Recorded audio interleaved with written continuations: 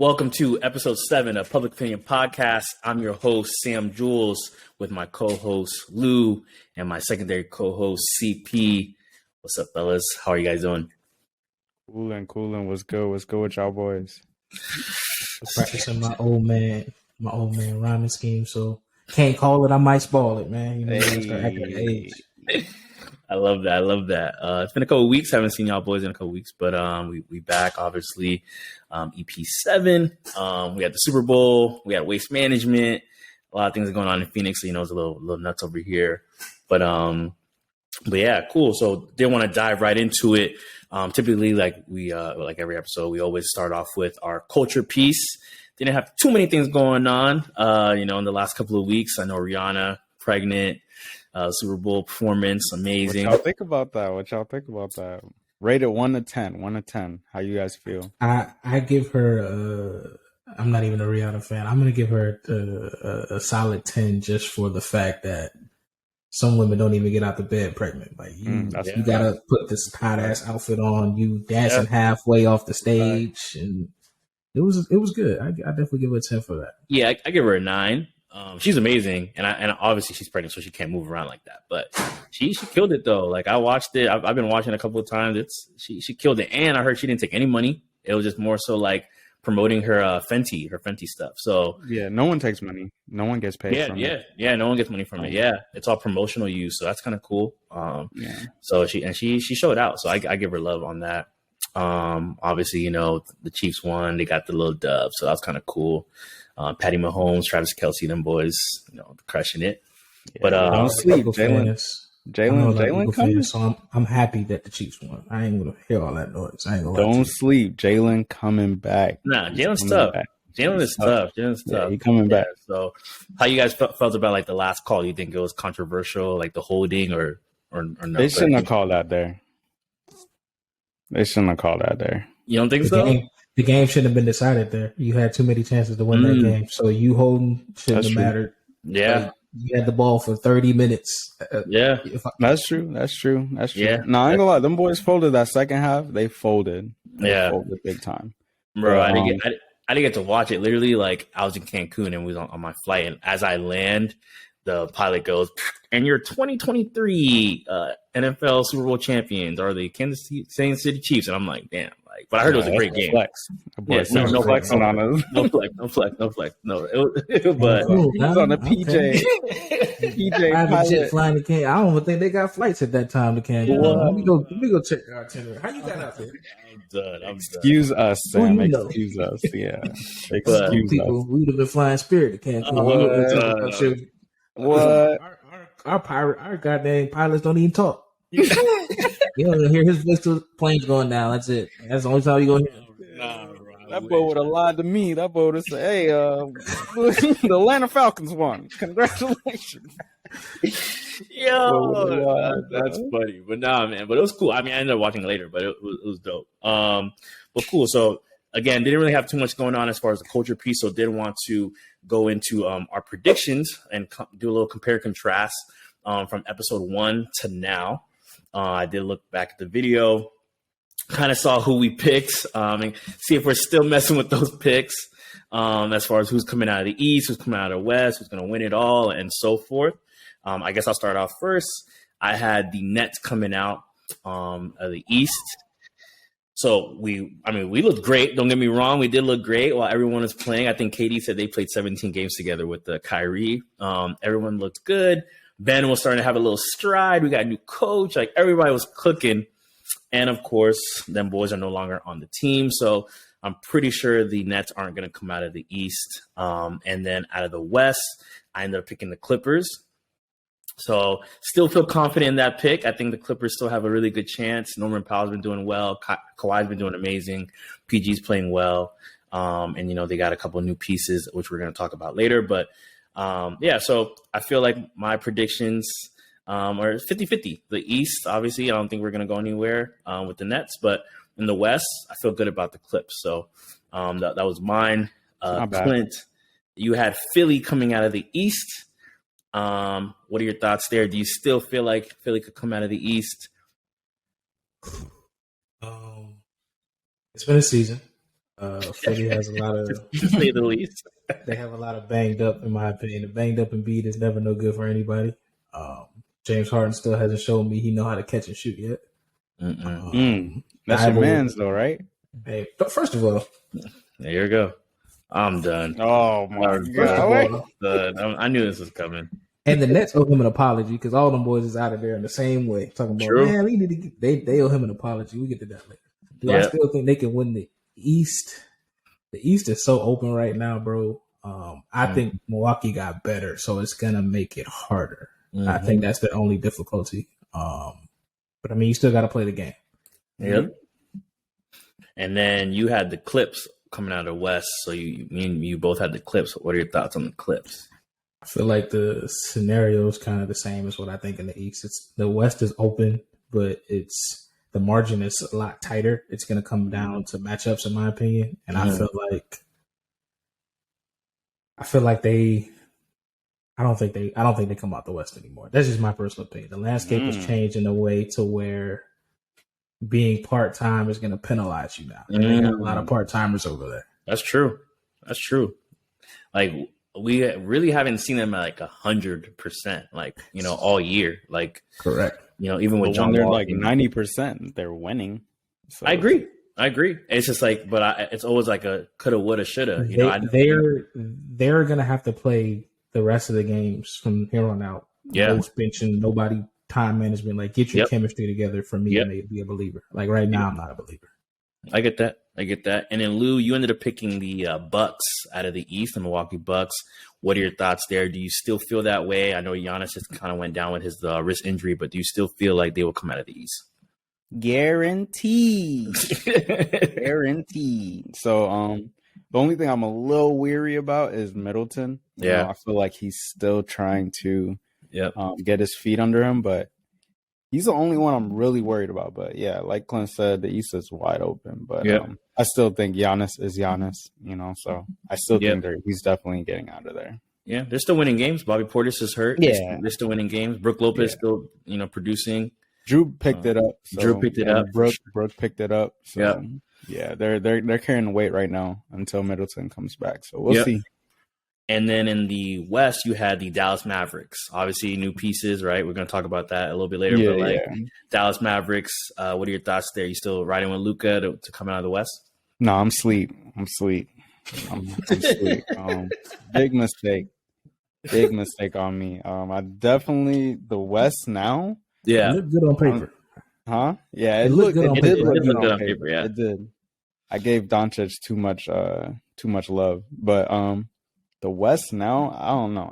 Me personally, I think with all the pieces that they just added, I feel like Clippers got it. So Clippers got it. Yeah, but we'll talk about the pieces. Should we update like our predictions? You think we should update our predictions, or?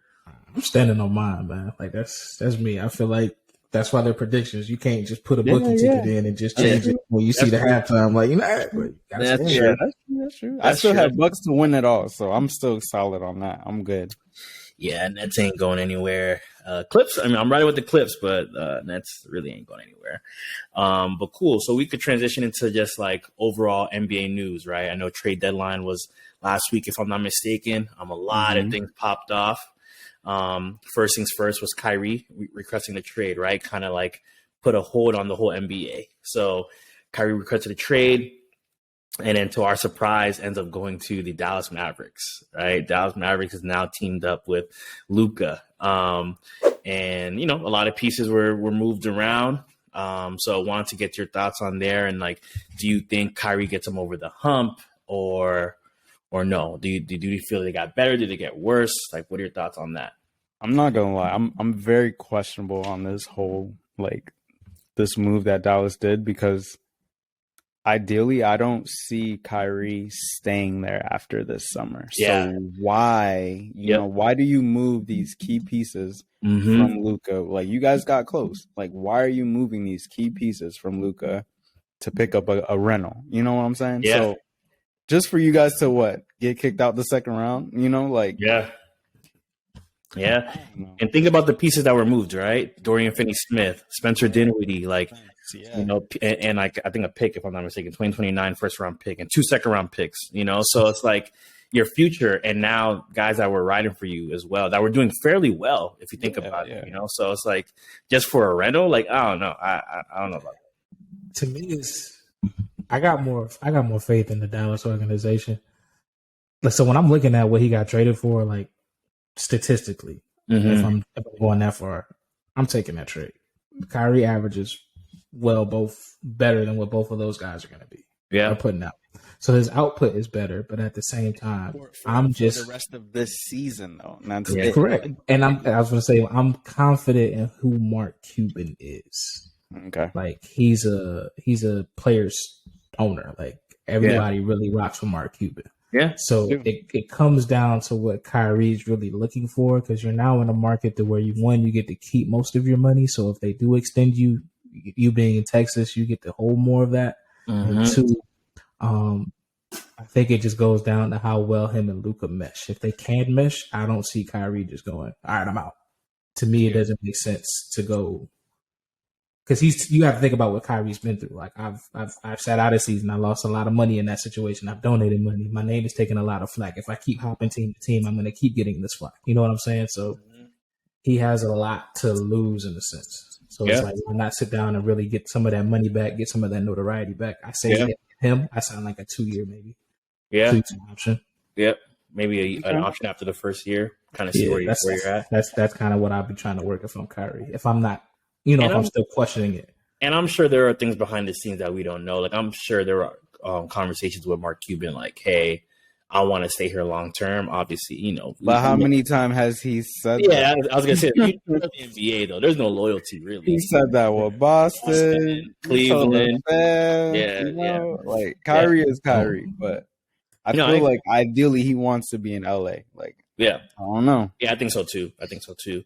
To either be with Bron or, be with PG and them, but I think he wants to be in LA at the end of the day. So we'll see how that plays out. I know he played his first game with them and he did really well, actually. I think he had 24 points, 5 assists. He's been hooping. Like, he was hooping when Luka was out. So I'm curious to see if it can be kind of what Bron and Kyrie had. Like, okay, because Luka's smart enough to really distribute it the right way. And Kyrie gives him a little bit more space to where he gets doubled a little less. So I'm just curious to see how that rocks.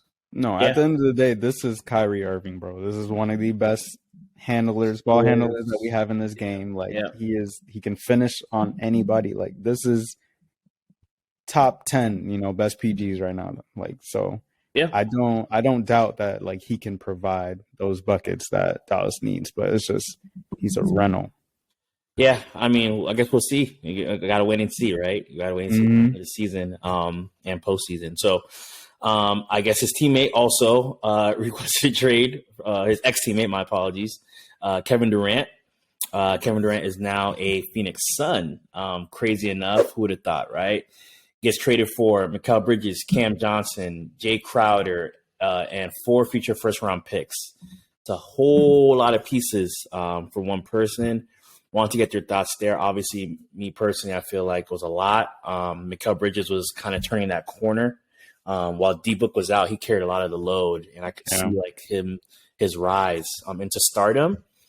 But want to get your thoughts. This is interesting because I have 3. I got 3 ways we can take this. I got 3 templates for it. Yeah. So template 1, I'm gonna put it all out there, and you guys kind of just touch it. I'm more interested in seeing what the narrative will be if they get over the hump, win it all. Do you then start saying Kevin Durant gets the credit, or is Chris Paul finally gotten over the hump? Has Chris Paul finally won one? Because we've looked at Chris Paul got so close but not there so many times. So, the flack on KD is, he was never, I'm going to link all this together, he's never the bus driver. He was always a passenger. So now if I come through and I get a team over the hump that couldn't get over the hump, my next narrative in this is, what does Charles Barkley think about that? Meaning, okay, you said those things. Now I come back and I do it in the city where you couldn't do it, and I got guys over who couldn't get over but got close, And then kind of like the third narrative for me is, where does that put him in the column of like because he catches a lot of flack, in my opinion, for not wanting to be Batman. He's comfortable being Robin, in my opinion. KD plays into the flow of any system, so you're walking into a system thing for you. You have a great coach in Monty. You have Chris Paul, who's a great game manager, flow fielder, pacemaker. Like, he's going to set the tone for the whole game. And you have you and D Book that are just going to be responsible for going crazy, and all Chris Paul has to do is keep everybody else involved. Keep fed. Yeah. And you guys should dominate, in my opinion. Yeah. Yeah, I agree with you 100%, bro. I think KD does get them over the hump. 100% healthy, obviously, because right now he's hurt, so we really don't know. But I agree with you as far as like. What do you think the narrative would be? I think the narrative is like, yeah, we got over the hump with the guys that could never get over the hump, but like Chris Paul, again, could be a whole choke artist, and I don't think KD's going to be that guy, like you just said, as being like a Batman, right, who's going to take over games. Like, I see D-Book doing it before he does it, in my opinion, just because he has that crutch that he could, like, lean on. He's always had that the last couple of years, right, with Kyrie being with the Warriors. Like, that crutch is just always going to be there. Last time we saw KD go into, like, killer mode was against Milwaukee that one time in that series where he had nobody and no choice but to hoop, And he went crazy. I think he was literally 1 inch away from like his shoes. If he was like a size 13, if he was a size 13 foot, bro, he would have been good, So again, that's the last time we've seen him go kind of just crazy. But him knowing that he has that in his back burner, where like I got D-Book that could take care of the load. I got Chris Paul who could like have that pace or whatever. I had DA who could still give you 20 and 10. I don't think it's going to be like all dependent on him. Honestly, it's going to be dependent on the other guys. Like, he's going to give you his, but it's going to be dependent on everyone else knowing their role. So we'll see. What do you think? I don't think there will be a narrative because I don't think they're going to make it. Wow. Honestly, like I look at the team, huh? You're not sold? You're not sold? I'm not sold. I look at the team, bro. It's like, I don't like, you really missed out. Like, bro, like, let's be real now. Mikal Bridges was a key piece for them boys. Yeah. Very key piece. Yeah, he was for a long time. Come on now. He played D, played O, knocked down that three that you needed. Mm-hmm. Good IQ, smart. You switched that with Terrence Ross, Josh Okogie, like Saban Lee. Like, I'm not really sold, bro. Torrey Craig. PJ Warren. Yeah. So is that its own narrative then? Because if they don't get over the hump, what are we saying then? Because realistically, that one. What are we saying then? Is like, yo, KD, you still can't do it. You should have just stayed. You got 2 more stars and still can't do it. Yeah, like I don't see there being a narrative. So honestly, I don't think this team beats. I don't think they beat Clippers. I don't know. That's just me though. That's just me. I'm not really sold. I think the whole thing is like chemistry too, right? You add a piece like that, you got to kind of find a way to mesh. Yeah, you can kind of put KD in every situation. I'm about to say, that's tough. I know you said that. So like, where you could literally put KD on any team and he could figure it out. But again, it's going to take some time to gel, because I'll use him as an example with the Nets, right? Having so much firepower with Harden and Kyrie. It never really worked, even though they only played, what he said, 17, 18 games. They were playing bad basketball. They were playing bad basketball. That's a hard example, because like, they're all ball dominant to where you're in a scenario now where you don't have to be. It's a free flowing offense. Correct. Yeah, I'm not saying that they're gonna look trash. Their offense is gonna look beautiful, bro. Mm-hmm. But I feel like it's those pieces around KD and Book. You got to give me this, Lou. Who you got beating them in the series? East or West? Like, if they matched up on anybody, who you got beaten? Boston. If they got out of the West, if they even in the West or East, who you got beating them in a 7-game series? Like I said, I think Clippers could beat this team. I don't really see an issue. Like, I think Clippers could beat this team. I don't like, they have no bench, bro. Like, they do not have a bench. They have Darius Bazley. I mean, I don't know. God. I don't know, bro. Like, they don't really have pieces that scare me, bro. Like, bro, they're starting it doesn't scare me, bro. Like, their starting 5 is tough, bro. But that one piece next to them I think is Josh Okogie.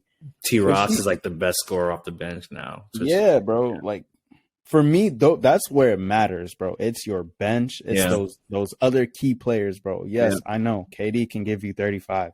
Chris Paul's gonna give you 10 assists. Like Book is gonna give you 25. DA is gonna give you 15, like and 15 and 10. That's cool, bro. But it's those other pieces, bro. Like any other team, I would completely agree with you and be like, you know what, you're completely right. Like if you said this was like him going to Boston, and I'm like, I'm gonna look at it like the Nets, like a bunch of ISO players, blah blah blah. But in this scenario, the only reason why I'm saying it's tough because it's gonna be a lot of, and to me, playoff basketball is who can get the easier set of buckets, and these are easy buckets they're finna get because you're not. If I put D Book on the wing and KD on the wing and put Chris Paul in the middle on a pick and roll, where are you leaving at? Yeah. You get what I'm saying? So now Chris Paul has the floor to do what he only knows how to do, which is to throw this lob or pop this midi. And if I am stuck and you did bite, I got a D Book on one end who's a mid-range master, or I got KD on the other end who's a mid-range master and can score over anybody. Like everybody should be getting an easy bucket in this scenario. I would love to see how far Chris Paul gets. Me too. If he's even healthy. Yeah, me too. Thank you. I would love to and that's my only contingency with the Clippers. Yeah, if they're healthy. Yeah. No, I think they prepared. Like they did this on purpose to prepare for this. Like they're not dumb. Like they're sitting these dudes like just to prepare for this. Yep. But not only that, them boys are stacked, bro. They are stacked, bro. They got one of everything, bro. They got two of everything. They got while we're on the topic, Clippers signed Westbrook. Yeah. That floor got a little tighter. The spacing got a little smaller. How do we feel about that? It's like I know, in my opinion, it looks good on paper. I'll tell you, did they get better though? Did this team it looks good on paper, but I don't see enough spacing. I don't see enough. I don't think they're worried about that. I think they're gonna let Russ do what Russ does. I genuinely think they're just gonna give him the ball and just go because I don't know. The reason Merch said something earlier. He's like, "Yo, we might see a new Russ, bro." I genuinely agree with Merc. I think we might see a new Russ, bro. So we've said that 3 times now, though. I feel like we've said that 3 times. Like, the Lakers was a fluke. The Lakers Russ was a fluke. That was a big fluke.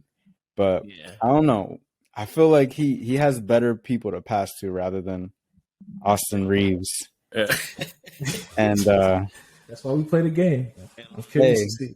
He has better people to pass it to. My issue with that is like, why get rid of John Wall if you pretty much have the same thing? You know, like as far as style of play, not player. Obviously, I'm saying because John Wall went down. Westbrook's an Iron Man. Westbrook's not missing no games. He don't miss no games. Like I'll give him that. I think I applaud the Clippers for the fact that before Westbrook was even announced that the Jazz were going to buy him out, did y'all notice the chess move they made? We're trading all our point guards. Reggie Jackson, get out of here. You get out of here.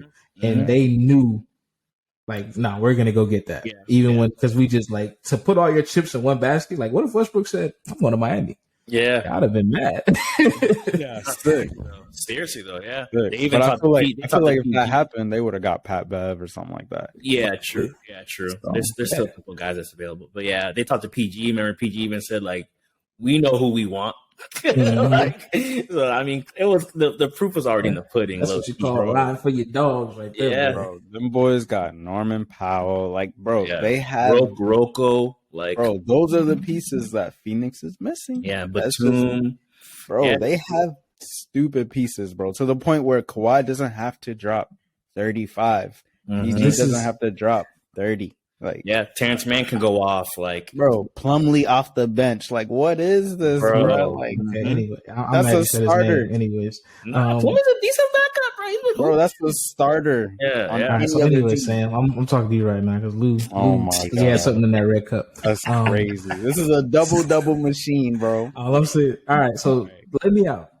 Name me the last 4 or 5 NBA champions. The Bucks, Raptors, Lakers, and the Dang, y'all forgot the Warriors that quick? No, Warriors. I mean, Warriors. So we got Warriors last year. We got Bucks prior, right? Before. Yep. We got Lakers prior to that. And then Toronto. Yeah. And then just looking at the lay of those teams. Mm-hmm. Those are ball movement offenses. Mm-hmm. You get what I'm saying? Mm-hmm. And then my only beef with the Clippers is like, I love Paul George to death. Catches the ball, face up, left, right, try to avoid defender. Kawhi, same thing. Catches the ball, left, right. Westbrook, face up, left, right, go down lane, pass to Zuba. Somebody got to want to space this floor. Mm-hmm. Somebody got to want to catch and shoot. Somebody got to want, and that's my thing that I think they are missing. You get what I'm saying? Mm-hmm. Everybody can't put it down and go move. I feel like that was the demise of a lot of teams that we even just mentioned. We're looking at the Nets. We're questioning the Mavericks. Somebody got to want to space the floor. Somebody got to want to do things. They don't have catch and shooters. Is that what you're telling me? Because everybody wants the ball to go make a move. There's only 24 seconds in the shot clock. So if we're doing that, our defense has to be immaculate. Amazing, that's my thing. Eric Gordon. Rocco. You name me two Island. These are all catch and shooters, though. Correct. Batum. Okay. Are they starting? Batum. Who's starting? Who are you going to put on the 5? Because when you to put something on the court, you got to take something off. If I put some offense in, I got to take some defense up. If I do I got to take. So it's not like 10 of them can come and play. You know what I'm saying? So it's like somebody got to sit down. The fact that they have those pieces to move, it tells me everything. It's a luxury. Phoenix ain't got that. It's a luxury. Phoenix ain't got that, bro. Luxury, I guess we could put Darius Baisley. Bro, come on, bro. Bro, can we stop talking about Darius Baisley, bro? I don't want to hear his name anymore. Nah, he let me down. He folded, bro. I thought he was gonna be nice. Hey, all them summer runs that he was doing, bro, it had me sold, bro. I picked him up too on fantasy thinking this boy. In other news, tough. Yeah, in other news, so with that hoodie mellow jump.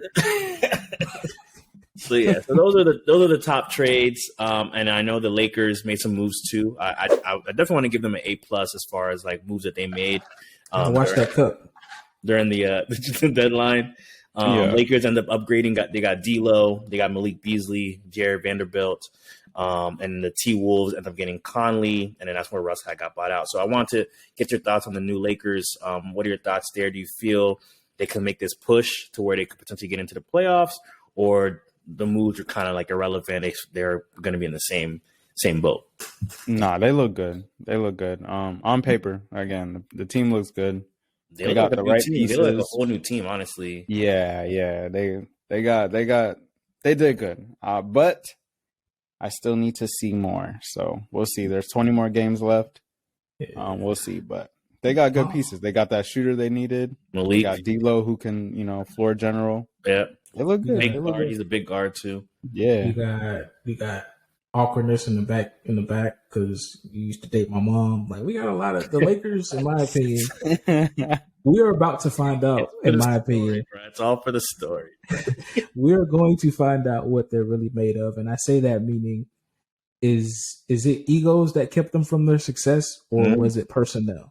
Because in my opinion, I think it was egos. I felt like you had the personnel, but everybody was playing for a certain objective rather than playing to win. Yeah. Pat Bev actually came out and said something. I don't know if you saw the little clip where he said on his podcast, like about it was bigger than basketball. There was things that were like bigger than basketball that they had issues and like behind the scenes, and that's why they couldn't win. So, like you just said, it could be like egos. And you got traded. Oh yeah, I caught a vibe with the team. It was cool. I wish you would have won a lot more games. Why do you think you didn't? I don't know. It wasn't basketball. So everything maybe just didn't click in the right way? Just the vibes were sometimes on, sometimes off. And inconsistent vibes Interesting. leads to inconsistent play. Lost column. We have to look past that now, in my opinion. Because I'm like, the additions you made should have, in my opinion, you should be at least at the play-in spot by the end of the season. Yeah. So that's my expectation for them. Yeah, I agree. Yeah, definitely upgrades. Those three guys definitely upgrades. So we'll see how it plays out. Again, not rooting for them or anything, but like I do wish them the best, and hopefully they could pull it through. But it'll keep it really interesting for the rest of the year to kind of see where they land. How y'all felt about AD and how he was acting? Yeah, I was literally going to talk about that. So, Lebron is now the all-time leader in points, which is super dope. He now has 38,411 points and counting. Obviously, still playing. Passing Kareem in points. So he did it against my Thunder. So it was a little bittersweet. Obviously, rooting for Bron, but also rooting for my Thunder. The Thunder ended up winning, so that's all I really cared about. But there was like a moment where when LeBron passed Kareem, everyone was celebrating, right? That's like a huge thing. That's something that we're going to tell our kids, like I got to witness that, which is super dope. We got to witness that. But during that moment, AD, they had like the camera on AD, and he'd even like get up and celebrate. Wasn't happy for his dog. So obviously there could be more to it. He said he was upset that they were losing, I guess, to the Thunder. But again, like I said, there could be some internal issues within the Lakers that we don't know, some underlining issues. So I don't know. Me personally, no matter what issues I'm going through, if it's my dog, it's my guy that hit this accomplishment that is like a once in a lifetime thing that we may not ever see it broken. Who knows? The only greatest accomplishment in the NBA. I don't know, man. I'm on the I gotta fence. root for him. I can't. I'm on the fence. It depends because every scenario is different. Yeah. Because in this scenario, I'm the type of person I'd rather not fake it. And I can understand AD's perspective. So if we're losing, we got a losing record, and we're losing to bench warmers in a sense because nobody on OKC besides Shea is like that. And we have a few guys out. Like, a few of our key guys are out, Sam. You know what I'm saying? Yeah, I get it. So, like, we're in a game and we're losing to bench players. You know what I'm saying? So, like, I get that frustration, but I can't fake the moment. So, because I'm pretty sure behind the scenes they probably had their own embrace. I've seen LeBron, like when LeBron sat down next to AD, he was like, "I know, bro. You know what I'm saying?" So, like, I'm sure they had their own warm embrace after. Yeah, you can't tell me if Sam hit us tomorrow, Lou, and was like, "Hey, man, I got Black China pregnant," I would be like, "Congrats, man! I'm so happy you having a kid." I wouldn't. Like, what's wrong with you? You know what I'm saying? Like, I look at it like that. I get that. Faking it's one thing, but I think it's like just the moment in general. You know what I mean? Like the moment, like we could still be upset about us losing, but like, can we enjoy the accomplishment?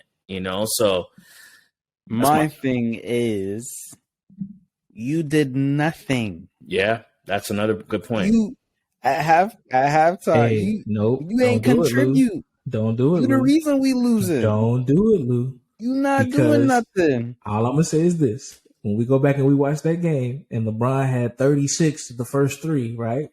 He sat the rest of 1 and 2. In my opinion, Kobe would have rolled us the whole way. He gave us 50 in the dub. You get what I'm saying? Not trying to be away, but it's like you took us all the way here. At one point, it was tied.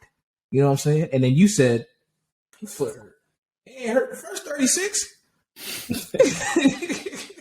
You might as well finish that out, player. Get us a 50 in the win, bro. There was nobody on that court taller Westbrook than was 6'9", bro. I give him that. Westbrook was trying to get that dub. He was trying to get that dub. Yeah, he really was. So where was AD with that same effort, bro? It was nowhere to be found, bro. Mm-hmm. If you go, I tell people this too. When you look at that game, like if you go play it back, first 3 quarters, Bron had like 15 shots compared to 2 for 3, 1 for 4. You're taking all the shots. You took my flow off feeding AD. He was getting locked though. They was locking him, and he wasn't even looking to score. Honestly, like it was weird. Again, I just feel like AD probably felt it as if we made this game your moment because it was star studded before the game started. Mm-hmm. Your mama here, your daddy here, your cousin here, your coach here. Mm-hmm. Everybody who knew was a thing. This should have been you then. Mm-hmm. That's how I feel because I know, like I said, that to me that's what separates him, in my opinion, Bron from them. LeBron is him. But then there's them because I felt like Kobe would have been like, all right, bet, let me go get 50 then. Yeah. Jordan would have been like, let me go get 60 then. Whatever we got to do to secure this dub and like not try to be away. But LeBron literally got his accomplishment set out. And that's why I question the Lakers' background because it's like, was that what we were playing for this season for you to get your accomplishment? Mm-hmm. Like, so please, All-Star game. I got my accomplishment. Remind me, is Shea a 3-point shooter?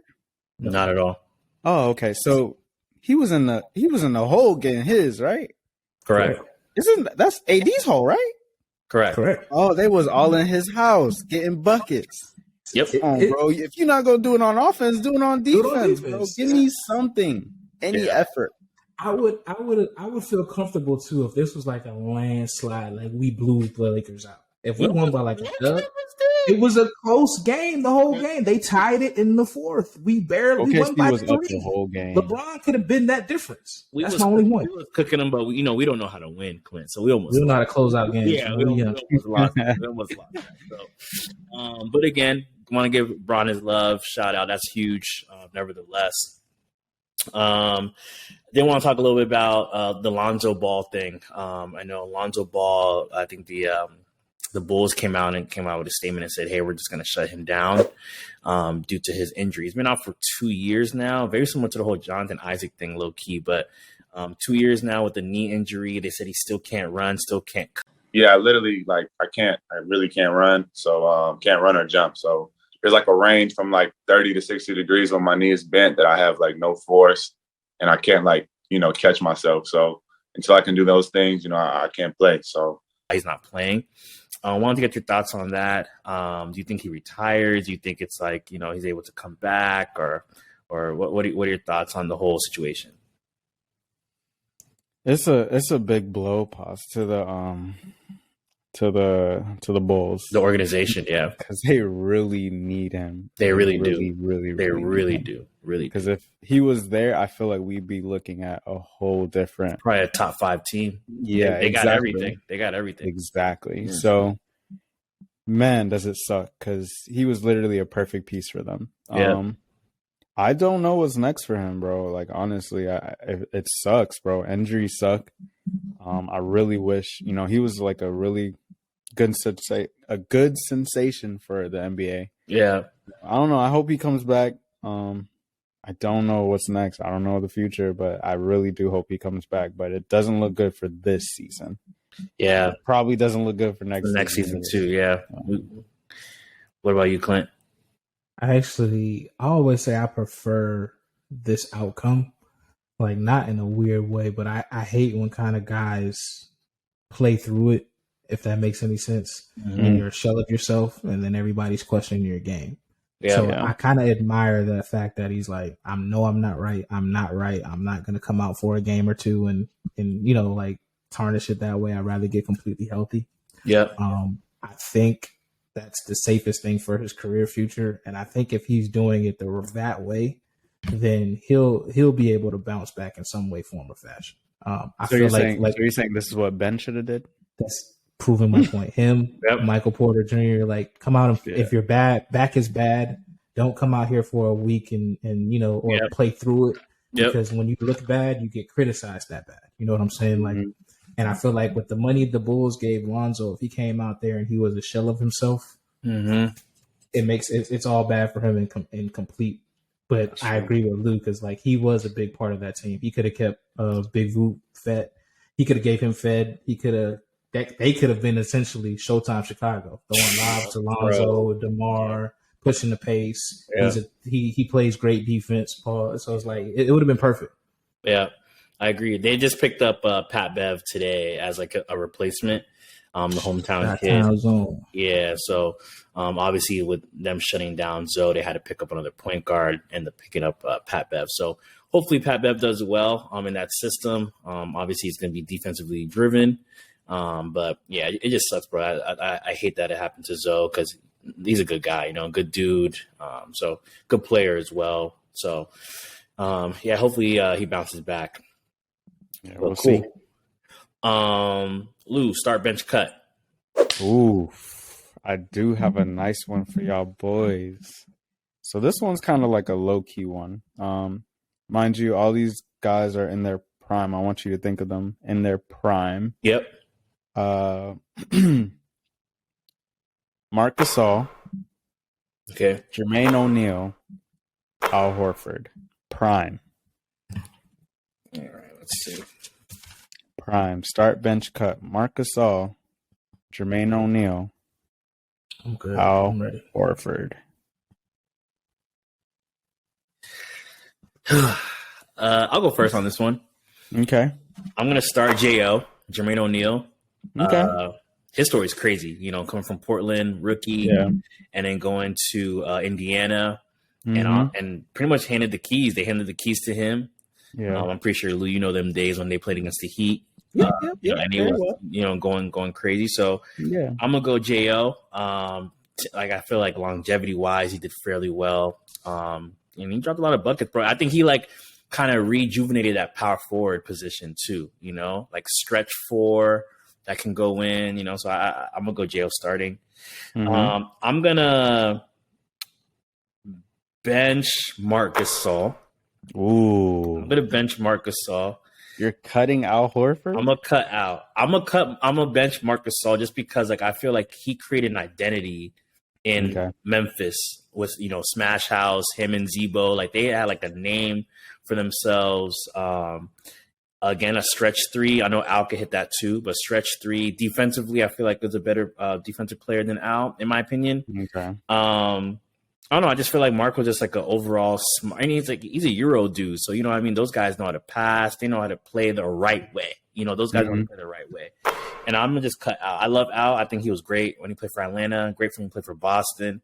Horrible when he played for the Thunder. But I just feel all in all. That's where it really came from. Okay, you lay down on that in that straight chair and get to the bottom of your roots and hate for that man. All right. Well, no, I mess with Al. I think he's a great player, and he's still playing. You know what I mean? I think compared to one of the other guys, obviously Jo is a little older, but I think Marc could still be playing in the league if he really wanted to. But Al is still producing, on a really good clip. So, I'm gonna give him love, but yeah, I would cut him if I had to.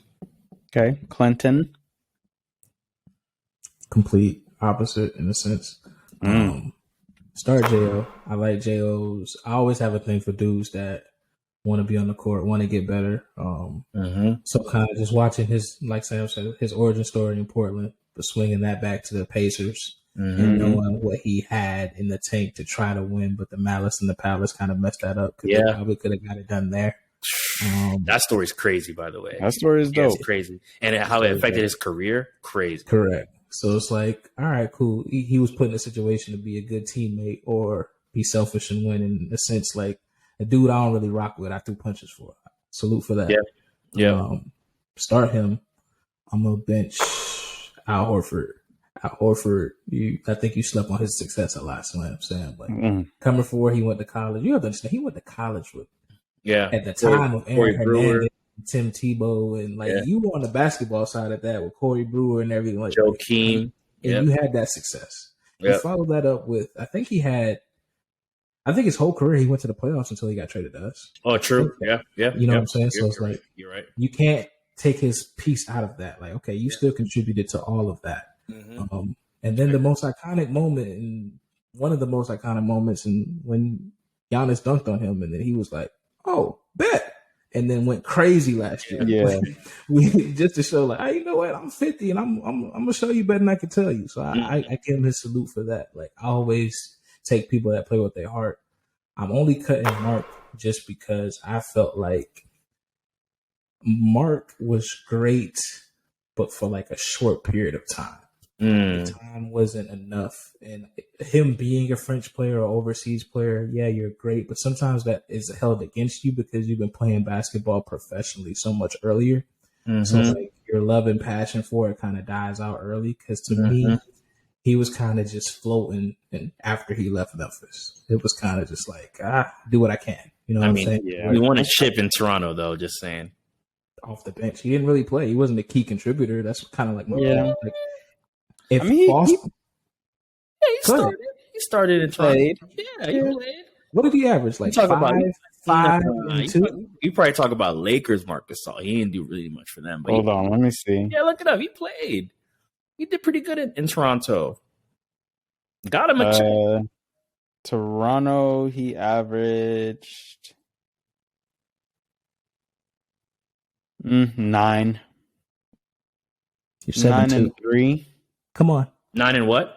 9 and 3. 3 rebounds?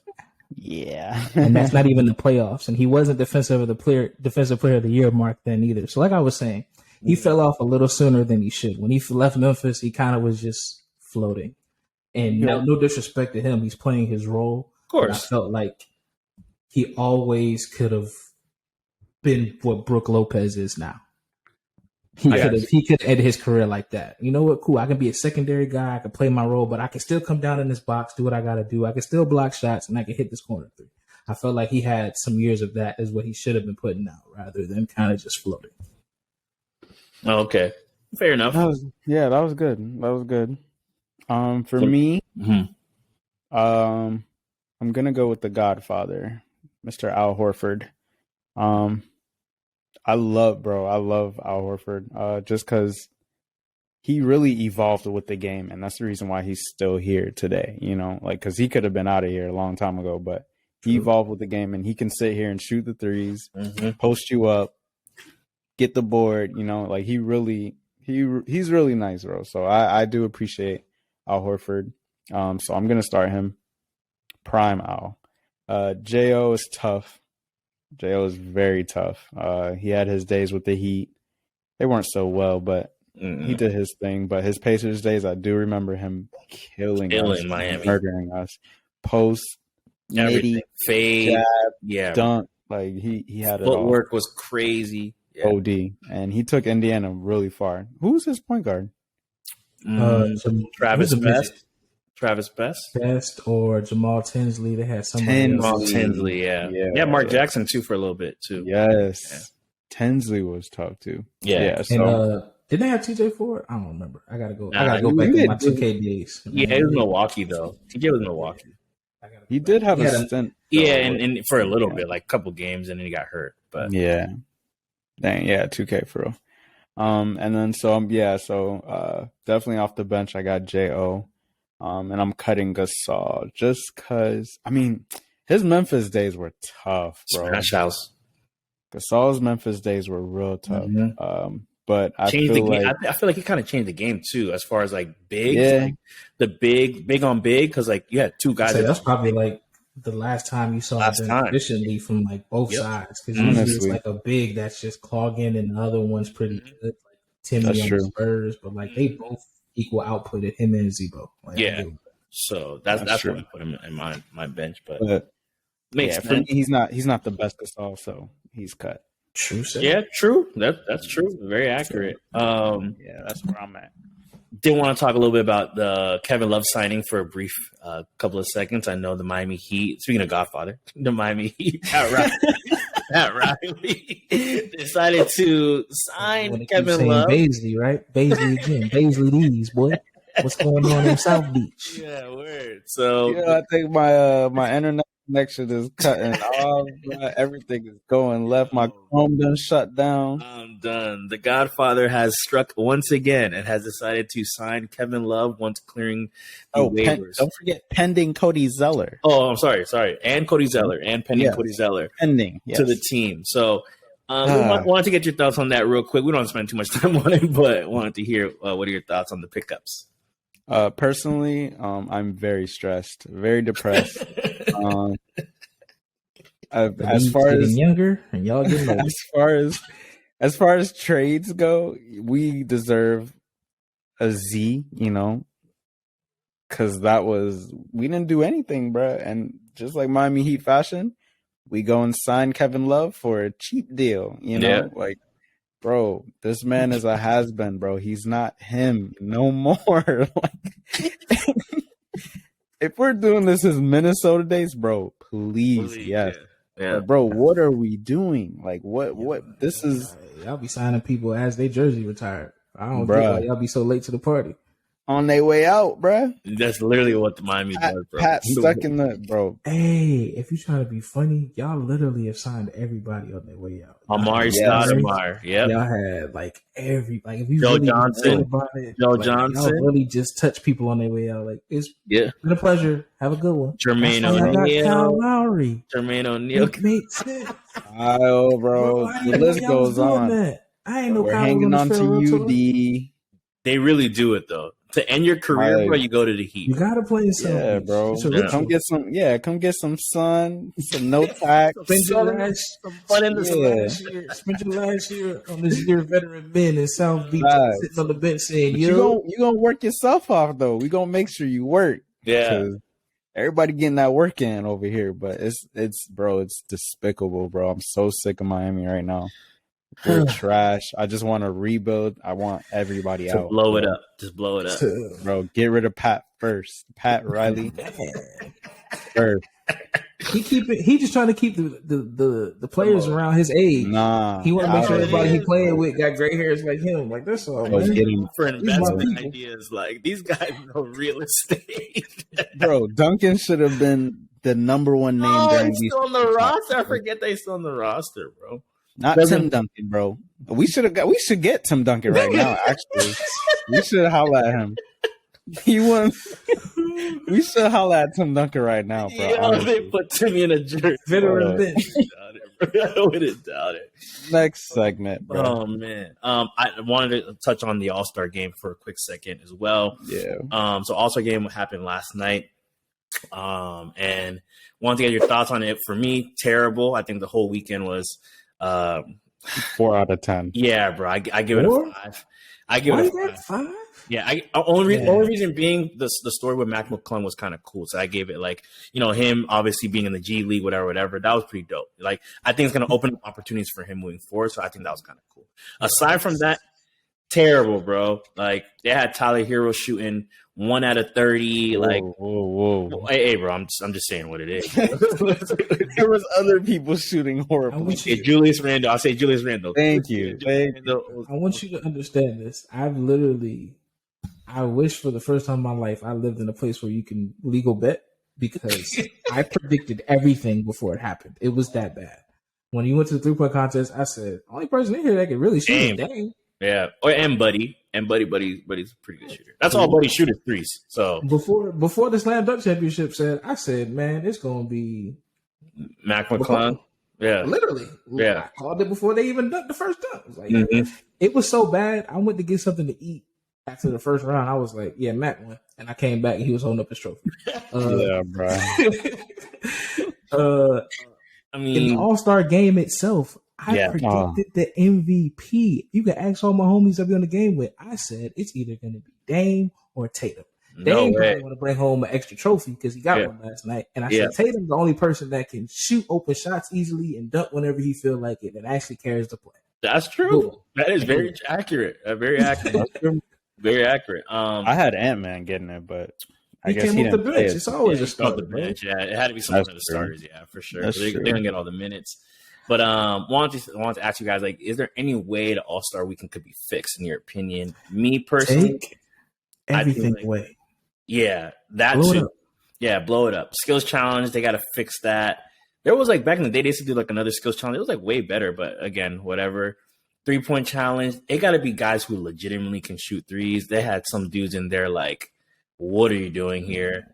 They should have just had Draymond in there if that's how they felt. Like it was Draymond, Westbrook. You can do it. Who can make the most? Who can make the most? Ben Simmons. They say y'all can't shoot, so go out there and show them boys. That's what y'all should have did. Seriously though, bro. Seriously. Roberson out of retirement. They should just brought all the boys out. Relax. So, I think personally for the actual game itself, I think they should eliminate the game and do like a 3-on-3 or something. Like there's multiple teams to do 3-on-3. Like what? I think they should do that for the skills contest. I feel like the game. I like the way the game is now, but I feel like you should do more of an incentive. The charity's cool. Yeah. I feel like you should have more of a winning incentive. Like, all right, cool. This year, if your conference wins, maybe next year,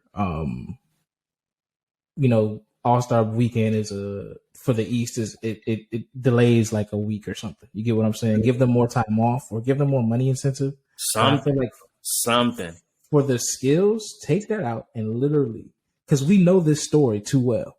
There's somebody at the end of the bench that be cooking in practice. Yeah. Right? So I know you don't want to jeopardize your stars, but I feel like the top 5 teams of each conference should grab 3 people from their bench and be like, we're gonna have a threes tournament to 11. You know what I'm saying? And people will watch that. Yeah, because that's how we found out about who this season. Cam Thomas been cooking, but Kyrie left, KD left, 40 burgers. You know what I'm saying? Yep. How we first saw TJ Warren, the bubble, quiet, ain't nobody paying no mind. Boom. So like, there's people like that on the bench that you don't even know. So this is your time to kind of get them some trade value. 1, 2, you're putting their name out there so you can really see these guys hoop and stuff like that, and they might sneak their way into better situations. True. Clint, are you looking for a GM position? We're looking because Miami Heat. We're trying to get rid of one. So all the undrafted y'all got, I can't help you. He's undrafted. He's undrafted. Man, y'all want me to go to LA Fitness and pick people up? I can't do this. It's only a 2-hour drive in PSL, boy. Might as well just sit ass in Miami. But damn, I think a one-on-one tournament would be cool. I think, I feel like I don't know, bro. Everybody in the NBA right now is just so prima donna, bro. Yeah, nobody want to get hurt. Nobody want to, or maybe like two of their best players. I don't know. Like I feel like it'd be kind of cool, but I don't know. We could go so many different ways, but they gotta fix it. I feel like it's just super cheesy and no one wants to watch. I think Jaylen Brown said it's a glorified layup line. Like, guys go to the rim and it's literally like get out. I love that exchange between him and Tatum. I feel like that was cool. They're problems and they play for the same team. But tonight, opposites attract. Here's a little fadeaway by Brown, and then the step back three for Jaylen Brown. And then Jason Tatum says, yes. Hold up. Hold my beer? Yeah, hold my beer. I can knock it down from beyond the arc. Talking a little mess, got the... Next segment is our Futon Feature. So this is obviously a segment on the podcast where we like to highlight an old NBA player, give them their flowers. Probably wasn't mentioned as much while they played, but obviously they had like a pretty big impact on future guys in the league. So take it away, Clint, if you have a guy we can discuss. All right. Coming in at 6'2". Y'all got me 6'2". A little small point guard position got, man. First round, 28th pick. Damn. For his career, he averaged 15, 2, and 5. 15 points, 2 boards, 5 assists. Mm-hmm. Solid stats for that height, size. I'm going to throw you the last hint. It's going to make everybody go, I know who that is. Frenchman. Bryn Forbes. You are always on point, Lou. Like, this is crazy to me. We didn't say hitman. We said Frenchman. Oh, man. I'm going to go Tony Parker. I feel like that's like the only exactly who it is. TP, man. Tony Parker is a great impact story in like good, bad ways as well. I felt like Tony Parker's like ceiling could have been higher, but definitely a great achievement story if you're looking at somebody with that size, what he did with the San Antonio Spurs. Because a lot of people like the question, was he a system guy or was he really that good? Yeah. Unfortunately, we'll never know, but I feel like for what the Spurs needed, great pickup. For that time of, because I'm not trying to go down that avenue, but in those heat battles, he literally was giving you the heat fits, like just getting in that paint, mixing it up, floaters, layups over the top, mid-range shot. If he was a better 3-point shooter, he'd have been he would have been held to guard, especially for that series. But I felt like what he was able to disrupt while fitting that system, he doesn't get enough credit for who he was. But I also got to turn to kind of like the bad of Tony Parker because like the real bad. Of just like hearing some of those stories come out of the camp or the Spurs camp, sometimes it was just like, man, like Dejounte Murray's, his Spurs story of when he was on, I'm sorry, whose podcast was that? My brain's strong.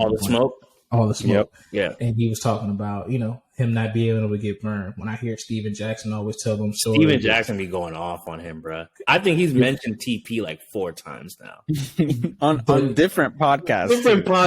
Bro. Every time they mention Tony Parker, he goes crazy, bro. A great player, gonna go down the Hall of Fame, but he's very selfish. He's been selfish. We would have had more championships and more success if it wasn't for him being so selfish. But he was told as a 16, 17-year-old in France that he was this. He come to the NBA, start as a 19-year-old, and you know what I'm saying? But he had a rude awakening because once we got to the playoffs, it was Stephon Marbury, it was Jason Kidd. He couldn't handle him, so we had to pay Speedy Claxton. So I know the real Tony. You know what I'm saying? He can fool everybody else, but he is one of the most selfish players I've ever played with. And they ain't got nothing to do with what he's saying. This is what I'm saying. I mean, but how good can they really get? They won 5 chips. They got 5 rings with them, right? So it's like. That's coming from a franchise who really didn't do anything with them. I don't think Tony has 5. I think Tony missed 1. 4? You probably got 4 now. Yeah, I think he has 4. 4? Yeah. I don't think he has 4. Does he have 4? I don't know. I'm gonna look it up. He was late to the 2. He was late to the 2 because I know that was back in the Mr. Let You Step on His Ankles, Bruce Bowen days and stuff like that. 4-time NBA champion, 03, 05, 07, 2014, and he was Finals MVP in 07. Yeah, but I felt like if he doesn't push up on Kawhi stays. In that scenario. If he hands the torch off to Deontay, just imagine a Kawhi, Deontay, and kind of whoever they draft in and flow in that way. Like, that's 2 defensive minds and great system that would have kept flowing. Yeah. Yeah, I agree. It was more of an ego thing. I feel like it's a lot. You hear that so often, like with a bunch of these guys, a lot of egos that go on. I'm questioning, like, what are we playing for? Like, what do they play for? Like, are we playing to win? Are we playing for, like, I understand it's a business and you got to secure the bag, but it's like, I just know me. I like to compete. I like to keep going. I like to, even when I see kids pulling to LA and I see them with all that talent, but don't know how to press A on 2K basically and say, hey, bro, he wide open. Like, like I'm giving you that next level game. And I felt like it's selfish of you to keep that. Yeah. So I know you like to compete, but now add $40 million to the bag. Like, not that selfish. Not that selfish. That's true. I don't know. I feel like they're eventually gonna do like a doc on that Spurs team, bro. They got to. Like, there's so many things that went right, and I'm pretty sure there's a lot of things that went wrong too. But should have been taking notes from Gilbert. You know what Gilbert used to say? I used to act hurt, sit down, and hey man, go get you some time. Yeah, he literally said that. He's like, I used to give Nick minutes. 40. Yeah, I used to give Nick young minutes. I still get this $40 million whether I'm on the bench or on the court. Like, go ahead, get you some. Yo, Gilbert like, yo, Nick, you trying to play tomorrow? Who says that, bro? Like, that's a real one, man. That's crazy, bro. I like how Gilby exposing, how times were back in the day. But cool. So last episode, we ended off with a trivia question. And the question was, who in the NBA has the most all-star selections? I have no idea who this was. I think it was Bron, but you said it wasn't. So, Clint, I'd love to hear the answer. And if you have an additional trivia question for this week. So who the hell has all these all-star selections and how many is it? Well, until last weekend, it wasn't Bron. It was another person. He just passed again. It was Kareem. Kareem had 19. Wow. So it's kind of cool how you kind of passed the torch on him twice at the same time. Like, that's bad. How the universe just kind of keeps spinning that way. That's crazy. Did not know that, bro. Did not know that. It's crazy because Kareem did play for a long time. People don't ever talk about like the longevity for Kareem as well. I think he played till he was like 42 or 43, something like that. Like, that's insane. Like, insane to think about. And during those times too, like with no medicine and technology, it's just like he just was playing, and still dominating too. So I don't know. I feel like they had drugs though. Cocaine. But those stories used to be crazy. I would love to hear those stories, bro. I'll never hear them. Ever. Yeah, we'll never hear them, but I just like tucked away in the NBA secret life. Oh, in the vault, bro. In the vault. They probably buried Bill Russell, the stories with Bill Russell, bro. Like, we ain't never gonna hear these. Like, it's crazy. Do you have a trivia question for this week, Clint? Yeah. So, fun fact: this season we learned that LeBron has scored, what was that, 40 on every team? Yeah, every team. Crazy. There's also another player who's done that. I need somebody to give me that other player who has dropped 40 on every franchise. James Harden. Yeah, is it Harden? This is the first time you guys got it right on camera. Oh my God.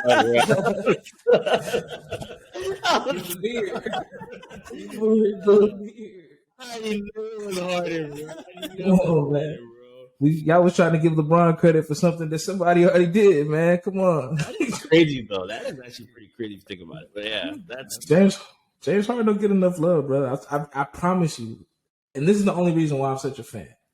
When you accidentally come across those weird stats, dang, who got the most 60 burgers, 50 burgers, 40 burgers, who got the most 3-pointers? And you'd be like, damn, I ain't know Harden did that. I ain't know Harden did that. I ain't know Harden. And he ain't been good in a while, in my opinion. Yeah. So it's like the fact that you're this high on all this list and like you've kind of been cruising. Like I don't think James Harden get enough credit in history. Nah, he went crazy during the Houston days, bro. He really did. He really did, bro. Yeah, he really did. But damn, that's it. We did want to thank you guys as well for tuning in. Episode 7. Please make sure to follow us on all social media platforms. Instagram at Public Opinion Pod, YouTube at Public Opinion Pod.